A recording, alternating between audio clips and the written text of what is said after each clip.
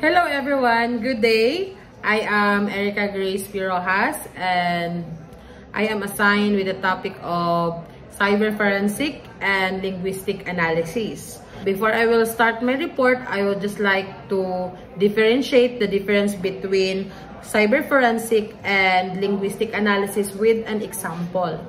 So, cyber forensic, also known as digital forensic, involves the investigation and analysis of digital devices and data to uncover evidence related to criminal activity or security incident. It encompasses the recovery, preservation, and examination of electronic evidence. Whereas, if we talk about linguistic analysis, it involves the study of language, structure, usage, and meaning. It includes examining written or spoken communication to understand and interpret its context and implication. So the example of cyber forensic and linguistic analysis is that in a cybercrime investigation, forensic expert might retrieve and analyze chat logs or emails to trace the communication patterns of the suspect. Linguistic analysis could then be used to assess the writing style or language used to link message to a particular individual or to identify suspicious language pattern. Combining these fields can enhance investigation by providing deeper insight into digital evidence and communication patterns, aiding in the resolution of complex cases. The global acceptance of cyber forensic and linguistic analysis varies in different countries and regions, having varying level of integration and standardization. And then, it also stated by the previous reporters that linguistic is still premature, even though it is already existing years ago. Though in the Philippines, we have existing law on cybercrime.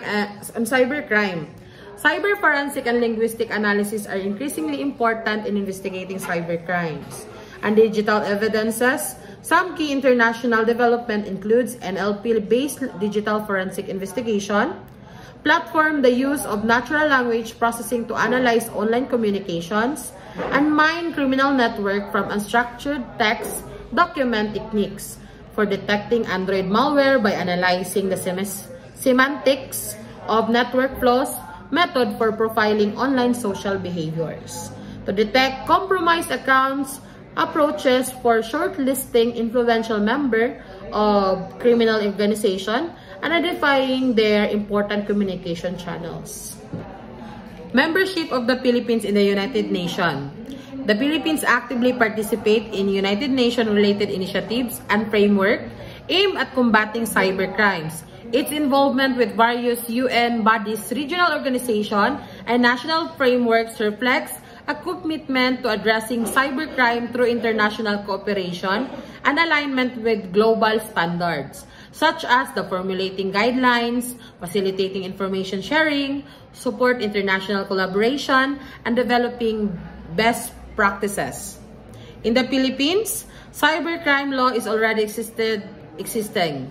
The Republic Act 10175, Cybercrime Law, provides rules of conduct and standard of behavior for the use of the internet, computers, and related digital technologies, and the action of the public, government, and private organization, rules of evidence and criminal procedure, and other criminal justice matters in cyberspace and regulation. Also, Republic Act 10173, the Data Privacy Act, provides for the protection of personal information. It also established the National Privacy Commission as the lead agency of implementing provision of this law and to ensure the country's compliance with international standards of data protection. Forensic linguistic in the Philippines. Forensic linguistic is an emerging field in the Philippines that applies linguistic. As what the previous reporter said, that Philippines has a lot of language which it becomes more challenging in the part of our justice system. So here is the concept to legal context. Studies have analyzed language choice, language policy, and social meaning in the Philippine courtroom proceeding. Legal writings and police investigation techniques are used for voice identification, interpretation, and police-suspect interaction. Verification of police reports and cross-cultural insight into speech pattern in courtroom. Linguistic evidence can be used for authorship, attribution of written or spoken text, and to analyze the comprehensibility of police cautions issued to suspect. Conclusion: cyber forensic and linguistic analysis are critical for investigating cybercrimes and digital evidences in the Philippines and internationally. The Philippines has made significant progress in developing its capabilities through legislation, training programs, and international partnership. But then again, linguistic analysis is not yet available in the Philippines since, as what we said, it is still premature. So here are the references. Thank you so much and God bless us all.